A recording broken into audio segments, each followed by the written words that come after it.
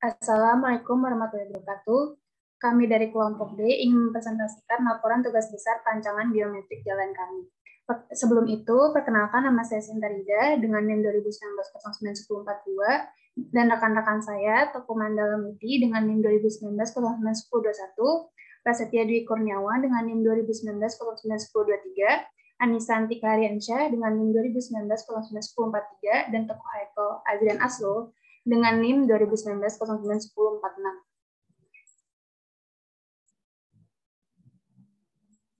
Yang kami bahas pertama yaitu pemiringan jalan.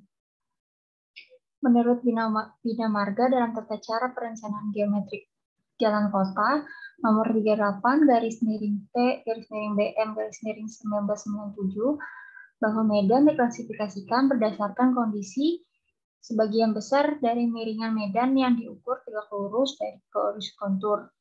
Klasifikasi medan dibedakan seperti pada tabel, yaitu pada jenis medan datar dengan notasi D memiliki kemiringan medan sebesar kurang dari 3%. Kemudian jenis medan perbukitan dengan notasi B memiliki angka kemiringan medan yaitu 3-25%. Dan jenis medan pegunungan dengan notasi G memiliki angka kemiringan medan sebesar lebih dari 25%. Untuk menentukan jenis medan terlebih dahulu, kita dapat menghitung kemiringan medan dengan menggunakan rumus, yaitu kemiringan medan sama dengan beda tinggi dibagi dengan jarak dikali dengan 100%. Maka didapat hasil kemiringan jalan seperti pada slide, bahwa elevasi didapat dari peta 1. Jarak yang ditentukan diambil setiap 50 dari titik F ke titik I. Lalu didapat total sebesar 4,850% dengan nilai rata-rata sebesar 0,485%. Maka termasuk klasifikasi jalan yang dinyatakan datar karena kurang dari 3%. Kemudian selanjutnya ada kecepatan rencana dan jarak pandang henti, di mana karena tidak ada data kendaraan untuk menghitung kecepatan rencananya, maka kami mengambil kecepatan rencana sebesar 70 km per jam, yang artinya fungsi dari jalan ini berupa arteri dengan kecepatan rencana 70 sampai 120 km per jam, dengan jenis jalan dinyatakan datar dengan FM yang didapat dari tabel sebesar 0,313. Dan dari rumus, maka jarak pandang henti yaitu sebesar 110,240 meter.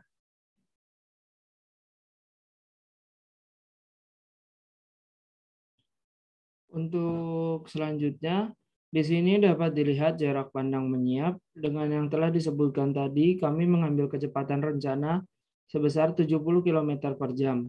Dapat dilihat pada tabel jarak pandang menyiap sebesar 450 dan jarak pandang minimum sebesar 300. Dengan M yang telah ditentukan sebesar 15 km per jam. 15 km per jam sendiri didapatkan dari perbedaan kecepatan antar kendaraan yang menyiap dengan kendaraan yang disiap, yaitu 500 km per jam. Untuk itu, di sini terdapat hasil dari T1, T2, A, D1, D2, D3, dan D4-nya. Untuk mencari T1, kami mendapatkan hasil 3,94 detik dan T2-nya sebesar 9,92 detik. Setelah mendapatkan T1 dan T2, kami mencari A yang didapatkan hasil 2,304 km per jam. Lalu, kami juga mencari D1 yang didapatkan hasil 65,22 meter dan D2-nya 193,043 meter. Dengan mencari D3-nya yang diambil sama dengan 50 meter dan D4-nya didapatkan 128,695 meter. Total dari kesemua D-nya didapatkan hasil 436,86 meter. Diambil panjang menyiap rencana sama dengan VR-nya adalah 70 km per jam dan JD-nya 450 meter. Dari peta kontur yang ada, kami memilih trase jalan seperti ini karena menurut kami, trase jalan seperti ini memiliki perbedaan elevasi yang tidak terlalu tinggi yang mengakibatkan medan jalan yang landai sesuai dengan kriteria lengkung geometrik jalan. Sehingga menurut kami, jalan tersebut aman dari segi jarak pandang. Untuk titik koordinat sendiri, kami mendapatkan hasil titik koordinat dari peta kontur yang telah kami lakukan di AutoCAD dengan titik koordinat sebesar titik F-nya, X-nya adalah 0 dan Y-nya 0. Pada titik P1, X-nya 247,496 dan Y-nya 39,035. P2-nya X-nya 196,334 dan Y-nya 194,260 dan pada titik I, X-nya 396,568 dan Y-nya 280,405. Pada perhitungan jarak antar titik dan sudut pertemuan tikungan didapatkan hasil antara F dengan P1 yaitu 250,522 atau 251 meter. Jarak P1 dengan P2 250,258 atau 250 meter. Jarak P2 dengan I 135,1525 atau 135 meter. Jarak antar F dengan I 405,457 atau 405 meter dengan sudut P1 sebesar 151 derajat dan sudut P2 sebesar 154 derajat. Setelah mendapatkan titik koordinat, maka di sini kami menghitung perhitungan azimut. Pada sudut azimut F sampai P1 didapatkan hasil 6,33 dengan A-nya sebesar 261 derajat. Lalu pada sudut azimut P1 sampai P2 didapatkan hasil min 0,329 dengan A-nya sebesar min 18 derajat. Lalu pada sudut azimut P2 sampai I didapatkan hasil 2,324 dengan A-nya 66,7 derajat. Sudut tikungan P1 dengan theta 1 didapatkan 243 derajat dan sudut tikungan P2 didapatkan 48,7 derajat. Lanjut ke perhitungan lengkung tikungan. Pertama, mencari jari-jari minimum atau koefisien gesekan maksimum FM. Rumus FM itu sama dengan minus 0,0065 V. V-nya itu adalah kecepatan rencana ditambah 0,192. Didapatkan koefisien gesekannya sebesar 0,146. Lalu mencari jari-jari lengkung minimum atau Rmin dengan rumus V kuadrat per 127 dikali Max plus FM, didapat R-nya sebesar 156,84, diambil 157 meter.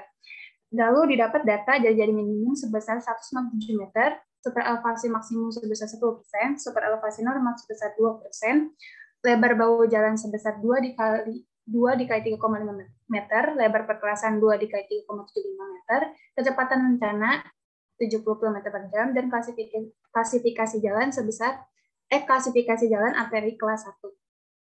Nah, dari jari-jari minimum tersebut sebesar 157 meter, kita bisa menentukan R rencananya. R rencananya itu yang kita dapat harus lebih besar dari R minimum. Jadi kan R minimumnya sebesar 157. Jadi rencananya harus lebih dari 157. Jadi kita ambil 239 dan 179. Dari data 239 dan kecepatan rencana sebesar 70 km per jam didapat 0,088. Dan data 179 dari kecepatan rencana 70 km per jam bisa diambil 0,098. Lanjut ke perhitungan tikungan P1. Diketahuinya delta 1 sama dengan 243 derajat, di mana delta 1-nya ini sudah dihitung sebelumnya. Dengan Emax sama dengan 10%, R rencana dari tabel sebelumnya sebesar 179 meter, dan E sebesar 0,098 atau 9,8%. Lalu menghitung perhitungan panjang lengkung spiral atau LS. Didapat LS-nya sebesar 58,33 meter. Lalu menghitung gaya sentrifugal dengan rumus 0,022 dikali VR pangkat 3 per RC dikali C dikurang 2727 dikali VR kali E per C, didapat gaya sentrifugalnya sebesar 58.623. Lalu menghitung pelandaian relatif dengan rumus yang sudah ada di slide, didapat pelandaian relatifnya sebesar 62,23 diambil 70 meter. Lalu menghitung jari-jari lengkung minimum dengan rumus yang seperti ada di slide, maka didapat hasilnya sebesar 156 meter. Lanjut, menentukan θs dengan rumus yang seperti ada di slide, didapat θs sebesar 11,19 derajat. Lalu mencari sudut dari busur lingkaran delta C, rumusnya seperti di slide, didapat delta C sebesar 220,62 derajat. Lalu mencari panjang bagian tikungan RC, rumus LC-nya itu sama dengan delta C per 360 dikali 2πr. Dapat LC-nya sebesar 12.023 meter. Dan untuk rumus C, rumusnya adalah 2LS ditambah LC, jadi dapat C-nya sebesar 152.023 meter. Lalu mencari YS atau koordinat setiap titik pada spiral terhadap tangan. Rumusnya LS kuadrat per 6 dikali R, didapat YS-nya sebesar 4.562 meter. Lalu mencari apsis setiap titik pada spiral terhadap tangan XS. Jadi rumusnya itu LS dikurang LS kuadrat per 40 dikali R kuadrat. XS ya sama dengan 69.316 meter. Lalu mencari K, yaitu jarak antara TS dan P. Rumus K-nya itu seperti yang di slide, didapat K-nya sama dengan 34.578 meter. Lanjut, untuk menghitung P atau pergeseran busur lingkaran, rumusnya seperti di slide, didapat hasilnya 1.159 meter. Lalu mencari TS, didapat hasil TS itu sebesar 159.414 meter. Lalu mencari jarak eksternal total, seperti rumusnya seperti ada di slide, didapat hasil 523.802 meter. Lalu kita mengecek kontrol tipe tikungan. Syaratnya adalah C dikurang 2 dikali TS. C yang sudah kita dapat hasilnya sebelumnya adalah 152.023 harus kurang dari 2 TS, yang dimana 2 TS itu sebesar 518.828. Karena sesuai syarat, maka tipe tikungan ini berdasarkan kontrol tipe tikungan adalah spiral circle spiral atau SCS. Dan ini adalah gambar dari data-data yang sudah dihitung sebelumnya. Jadi ini lengkung horizontal P1. Lanjut ke tikungan P2. Rumusnya sama, perhitungannya sama, bedanya cuma di R rencana sebesar 230 meter dan di E-nya sebesar 8,8%. Jadi saya lanjut aja. Dan di sini kita cek kontrol tipe tikungannya harus kurang dari 2 TSC, harus kurang dari 2 TSC. Yang sudah kita hitung adalah 209,93. Harus kurang dari 293,324, dan itu sesuai syarat untuk menggunakan tipe SCS atau spiral circle spiral. Seperti di gambar, ini ada gambarnya sesuai dengan data yang sudah kita hitung, yaitu lengkung horizontal P2. Lanjut ke perhitungan pelebaran tikungan. Jadi ini rumusnya, B itu merupakan lebar perkerasan pada tikungan. N itu merupakan jumlah jalur lalu lintas, dan TD itu merupakan lebar melintang akibat tonjolan depan. Z itu merupakan lebar tambahan. Dan dari rumus itu kita bisa menghitung pelebaran tikungannya. Dengan R rencana 179 meter, kita bisa tahu B aksennya sebesar 2.503 meter, TD atau lebar melintangnya sebesar 0,044 meter, Z-nya sebesar 0,54 meter, dan B besar atau lebar perkerasan sebesar 7,19 meter. Nah, B-nya ini harus kurang dari L yang sebesar 7,5. Dan itu sesuai syarat, berarti tidak ada penambahan lebar tikungan pada titik P1. Lanjut ke pelebaran tikungan di tikungan 2, rencananya sebesar 239 meter, didapat D aksennya 2.473 meter, TD-nya sebesar 0,033 meter, Z-nya sebesar 0,47 meter, dan dapat B-nya lebar perkerasannya sebesar 7,05 meter, dan itu kurang dari L yang sebesar 7,5 meter. Berarti di tikungan P2 tidak ada penambahan lebar tikungan. Lanjut ke bebasan samping tikungan. Di tikungan 1 ditambah jarak pandang henti. Jadi jarak pandang hentinya itu udah ada di perhitungan sebelumnya sebesar 115 meter dan R rencananya sebesar 179. Dengan rumus θ sama dengan 90 dikali S dibagi I kali R. Dengan hasil sebesar 18,4% dan rumus M seperti yang di tabel didapat hasilnya 9,15 meter. Maka kebebasan samping pada tikungan P1 sebesar 9,15 meter. Dan begitu juga untuk tikungan kedua, bedanya cuma di R rencana, didapat katanya sebesar 13,79 meter dan M-nya sebesar 6,8 meter. Maka kebebasan samping pada tikungan P2 sebesar 6,8 meter.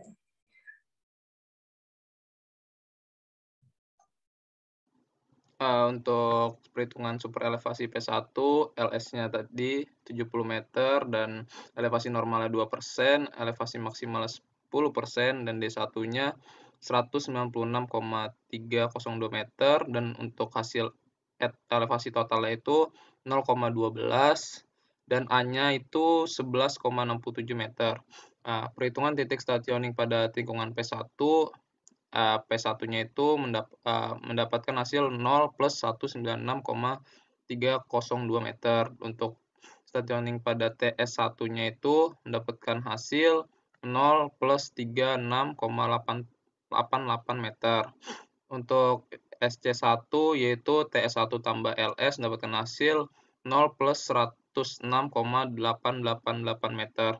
Untuk pada CS1 yaitu SC1 ditambah LC mendapatkan hasil 0 plus 118,911 meter. Untuk ST1 yaitu CS1 ditambah LS mendapatkan hasil 0 plus 188,911 meter. Nah, ini gambar super elevasi pada P1 yang dimana LSS 70 meter, LC-nya 152,023, dan elevasi kirinya plus 12%, untuk kanannya minus 12%. Lanjut. Nah, pada super elevasi P2, LS-nya masih sama 70, elevasi normal 2%, maksimalnya 10%, dan D2-nya 247,396 meter, dan elevasi totalnya masih sama 0,12, A-nya sama 11,67 meter. Untuk perhitungan titik stationing pada tikungan P2, yaitu 0 ditambah D1 tambah D2 mendapatkan hasil 0 plus 443,658 meter. Untuk TS2-nya P2 dikurang TS, yaitu mendapatkan hasil 0 plus 296,996 meter. Untuk SC2 yaitu TS2 ditambah LS mendapatkan hasil 0 plus 366,996 meter. Untuk CS2-nya yaitu SC2 ditambah LC, yang dimana mendapatkan hasil 0 plus 436,896 meter. Untuk ST2-nya yaitu CS2 ditambah LS mendapatkan hasil 0 plus 506,896 meter. Nah, ini gambar super elevasi 2 yang dimana perbedaannya pada LC yaitu 209,93 meter. Untuk elevasi kanan dan kiri masih sama, yang kiri 12%, yang kanan minus 12, LS 70%. Terus elevasi normalnya masih 2%. Terus elevasi rencana 0,12 atau 12%. Yud.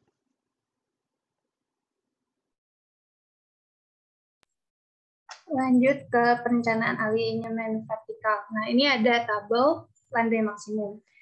Karena rencana kita adalah 70 km per jam dan di tabel tidak ada, maka kita memakai interpolasi, di mana saat menggunakan interpolasi, landai maksimum yang kita dapat sebesar 4,5%. Ini adalah stationing dan kemiringan. Ini tabelnya sama seperti stationing sebelumnya, cuma lebih di-highlight ke titik-titiknya aja, seperti titik F, P1, P2, dan juga I. Lanjut ke perhitungan jarak pandang henti. Di sini pertama-tama kita menentukan kelandaiannya dulu dengan rumus A sama dengan G1 dikurang G2. G1 itu didapat dari kemiringan di titik P1 yang tadi ada di tabel, dikurang kemiringan di titik P2 yang ada di tabel tadi. Didapat hasilnya 1,53% dengan DH hitungan seperti rumusnya seperti ada di slide. Hasilnya adalah 108,34 liter.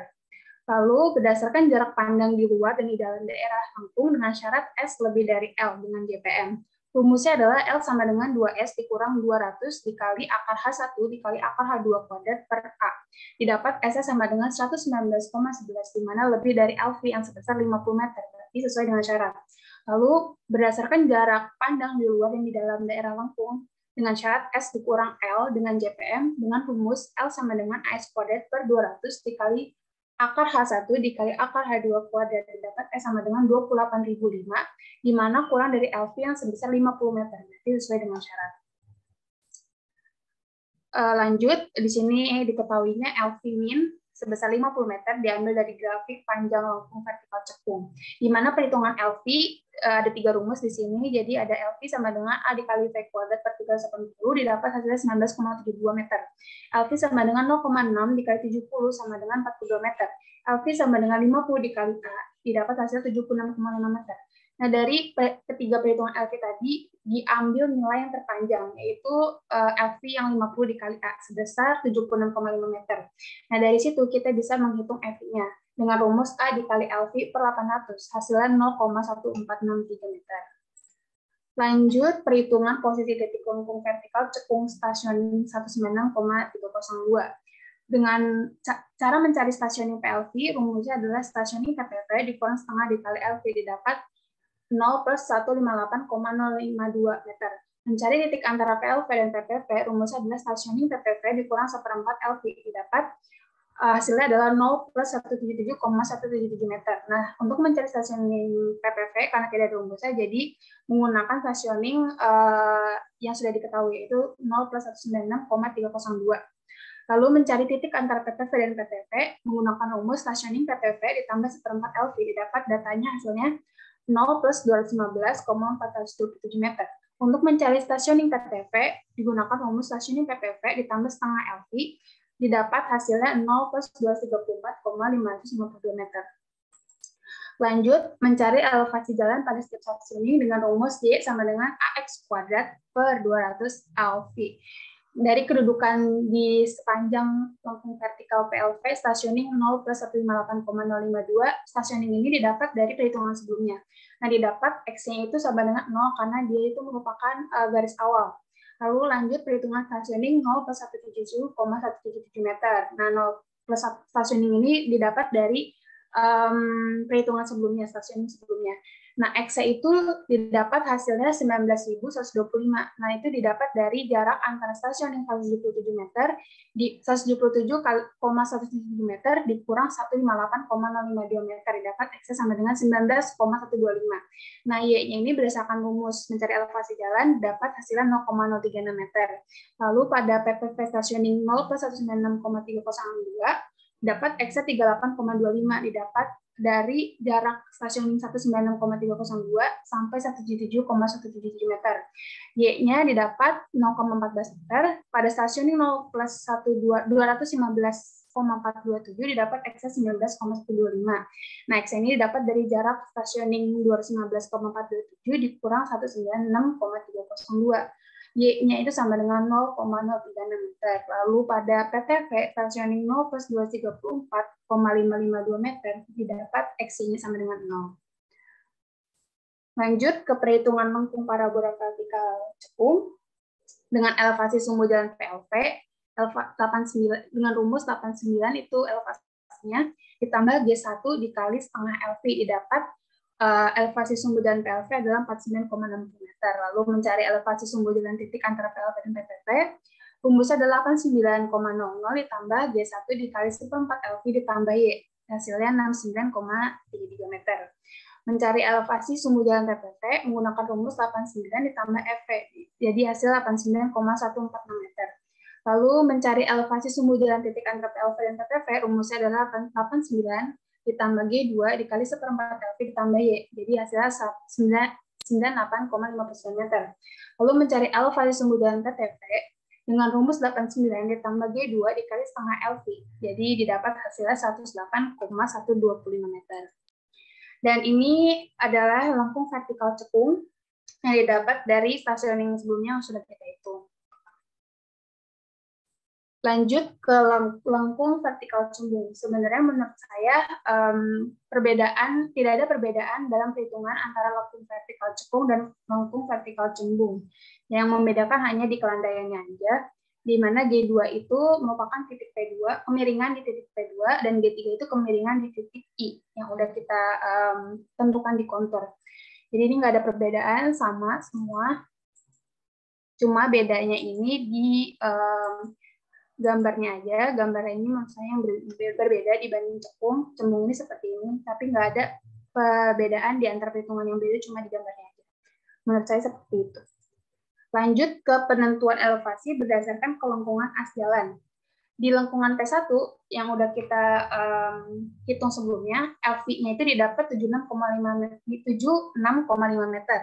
FV-nya sebesar 0,1463 meter.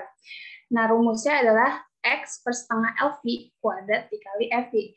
Nah, perhitungan ini dilakukan setiap 5 meter dihitung sampai setengah LV. Maksudnya itu LV-nya kan sebesar 76,5 dikali setengah itu sebesar 38 meter.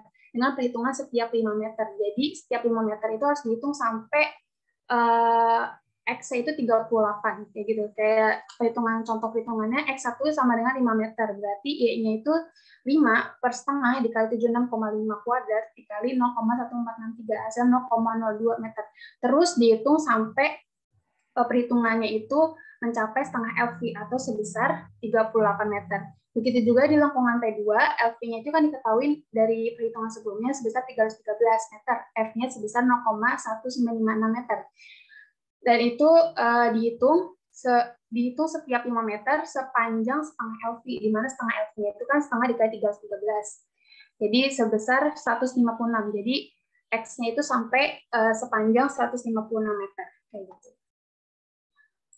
Lanjut ke potongan memanjang profil asli tanah. Ini didapat dari elevasi dari kontur yang udah kita pilih.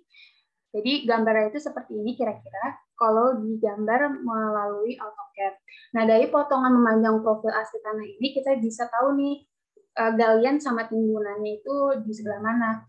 Nah, galian itu yang berwarna merah dan timbunan itu yang berwarna kuning. Nah, untuk menghitung luasnya kita menggunakan perhitungan area di AutoCAD. Jadi kita bisa tahu luas galiannya dari AutoCAD itu sebesar 6.911,9536 dikali lebar jalan yang sudah kita tentukan sebesar 7,5 didapat volume galian sebesar 59.839,652 meter kubik.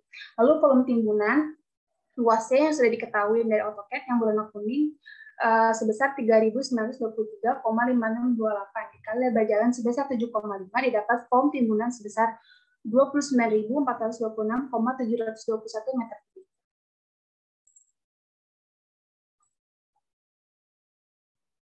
Oke, lanjut ke perencanaan drainase. Nah, dalam perencanaan drainase, hal pertama yang perlu dilakukan adalah menganalisis curah hujan kawasan. Nah, ini adalah data kelompok kami. Nah, ini analisisnya tahunnya, bulannya, dan hujan maksimalnya berapa. Oke, lanjut. Lanjutnya itu lalu menghitung parameter statistik seperti standar deviasi, koefisien variasi, koefisien skewness, dan koefisien kurtosis. Dan ini adalah tabel dari hasil perhitungannya. Nah, standar lanjut ya. Waktu konsentrasi, dan ini adalah rumusnya, dan ini adalah tabel koefisien lapis permukaan, dan ini jenis bahannya, dan ini hasilnya kecepatan aliran air yang diizinkan. Oke, lanjut. Dan ini adalah dari tabel, maka LO sama dengan 10 meter, L sama dengan 356,556 meter, ND-nya sama dengan 0,4, S-nya itu 1%, V-nya sama dengan 1,1 meter per detik. Nah, TC yang diperoleh adalah sebagai berikut. Nah, T1 dimasukkan angkanya, ini jadinya hasilnya tuh 1,36 menit. T2-nya tuh jadinya hasilnya 6 menit. Nah, TC-nya ini rumusnya dimasukkan T1 plus T2, jadi sama dengannya itu 7,36 menit, jadi dijadikan jam sama dengan 0,12 jam. Oke, ini intensi hujan rencana ya. Rumusnya ini adalah ini, jadi XT 10 R24 sama dengan 124.378 mm. TC-nya 0,12 jam. I-nya tuh sama dengan 177 mm per jam. Oke, lanjut. Debit banjir rencananya itu rumusnya ini. Jadi ini yang dari tabel ini kondisi daerah pengairannya dan koefisien pengairannya. Dan ini C sama dengan 0,5 ya kita didapat dari tabel.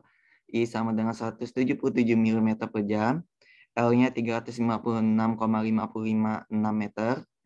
A itu dimasukin jadinya lebar jalur XL ditambah bahu jalan XL kali L maksudnya ditambah bagian luas jalan kali L.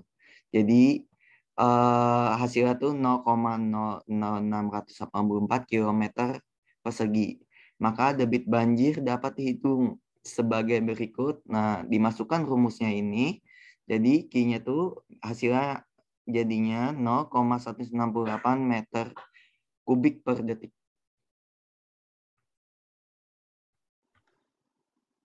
Nah, untuk dimensi dan debit aliran drainase jalan, yaitu direncanakan menggunakan saluran tepi berbentuk trapesium, di mana rumus perhitungannya seperti berikut, dan B-nya didapat 0,828 D, FE-nya itu didapat 1,828 D kuadrat, dan FD-nya itu 0,1527 meter persegi didapat dari hitungan yang di sebelah kiri ini, Q per V. Dan D-nya itu sama dengan 0,289 meter, B-nya mendapat hasil 0,239 meter, W-nya itu sama dengan akar dari 0,5 dikali 0,289, mendapatkan hasil 0,380 meter. Lanjut. Nah, untuk P-nya itu sama dengan 0,239 ditambah 2 dikali 0,289 akar dari 1 kuadrat plus 1 mendapatkan hasil 1,056. Untuk R-nya hasilnya 0,00641 dan untuk I-nya itu hasil dari R yang di kiri ini 0,00641. Lanjut. Nah, untuk dimensi gorong-gorong dihitung dengan rumus seperti berikut, yang dimana D-nya sama dengan 0,8 D dan tetanya 4,5. FE-nya ini mendapatkan hasil 0,685 D kuadrat. FD-nya yang tadi 0,1527 M kuadrat. Nah, FE ini sama dengan FD. Nah, untuk D-nya ini 0,472 dimasukin ke cm jadi 47,2. D-nya 0,40 meter. Kemiringan gorong-gorongnya P-nya itu 2,7 meter. R-nya itu 0,056 dan I-nya 0,012 dan dipersenkan menjadi 1,2%. Kemiringan gorong-gorong sudah memenuhi syarat kemiringan yang diizinkan, yaitu sebesar 0,5% sampai 2%. Nah, untuk kemiringan kekerasan bahu jalan. Nah, ini ada tabel jenis lapisan permukaan jalan dan kemiringan melintang normal dalam satuan persen. Untuk aspal dan beton 2-3, untuk japat 4-6%, kerikil 3-6%, dan tanah 4-6. Nah, didapat kemiringan yang diizinkan sebesar 0,64%, maka jenis lapisan permukaan jalan seperti berikut. 0,6 ditambah 2 dikali dalam satuan persen, yaitu 2,64%. Kemiringan melintang normal sebesar 2-3%, maka diambil jalan aspal beton. Nah, yang di kanan ini adalah gambarnya. Nah, untuk lanjut. Untuk gambar aliran vertikal drainasenya seperti berikut. Nah, di mana elevasinya 90. Nah, untuk yang ini nih, yang kecil-kecil ini tuh di bagian tikungannya. Lanjut. Nah, ini potongan tipikal drainase yang trapesium tadi, yang dimana dari atas sampai permukaan air 0,380 meter, dan dari permukaan air sampai dasar 0,40 meter, lebarnya 0,239 meter, dan tepi kanan dan tepi kiri 0,1 meter. Lanjut.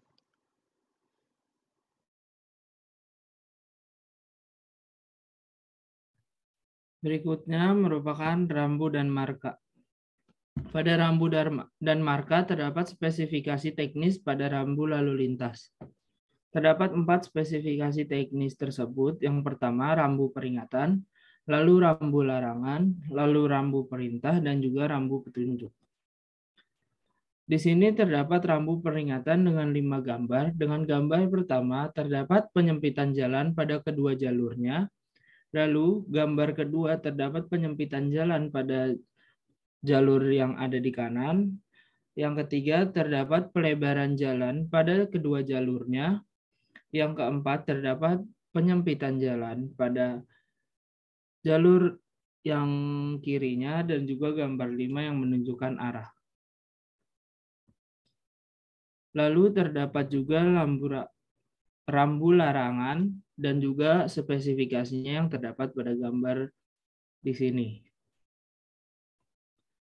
Selanjutnya terdapat lampu perintah.